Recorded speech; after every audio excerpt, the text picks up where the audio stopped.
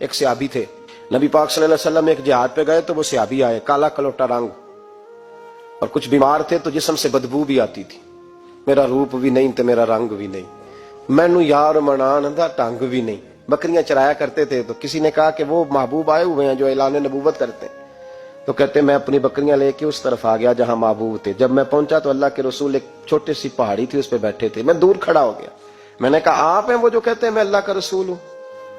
تو کہتے ہیں محبوب نے فرمایا دور کیوں کھڑے ہو، نیڑے آؤ میں بتاتا ہوں میں ہی اللہ کا رسول ہوں۔ تو کہتے ہیں میں نے کہا نہیں، میرے جسم سے بدبو آتی ہے، مجھے تو میرے اپنے پاس نہیں بٹھاتے، پسینہ آتا ہے تو بدبو نکلتی ہے، حضور میں نہیں قریب آتا۔ کہتے ہیں محبوب اٹھ کے کھڑے ہوئے، حضور قدم آگے بڑھاتے تو میں پیچھے بڑھاتا، حضور آگے میری جانب چلتے تو میں پیچھے ہوتا۔ فرماتے ہیں محبوب تیز دوڑے اور میرے قریب آئے تو نبی پاک علیہ السلام نے مجھے بغل گیر کر لیا۔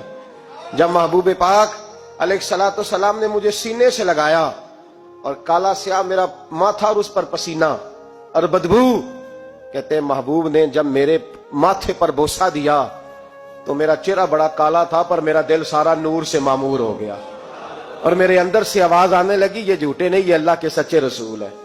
فرماتے میں کلمہ پڑھ گیا۔ محبوب سے کہا حضور بکریوں کا کیا کروں؟ فرمایا جس کی ہیں ادھر ہانک دے وہ لے جائے۔ کہتے ہیں بکریاں چلی گئیں، میں نے کہا میرے لیے کیا حکم ہے؟ تو حضور نے فرمایا یہ تلوار ہے، وہ گھوڑا ہے، وہ میدان ہے، جہاد کر۔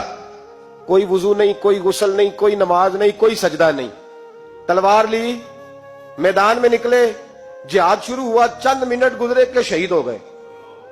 صحابہ کہتے ہیں اللہ کے رسول ان کے سرانے کھڑے ہوئے، حضور کی آنکھوں میں آنسو، فرمانے لگے یہ بندہ دیکھو اس نے عمل تھوڑا کیا ہے پر اجر زیادہ لے گیا ہے، عمل تھوڑا کیا پر اجر۔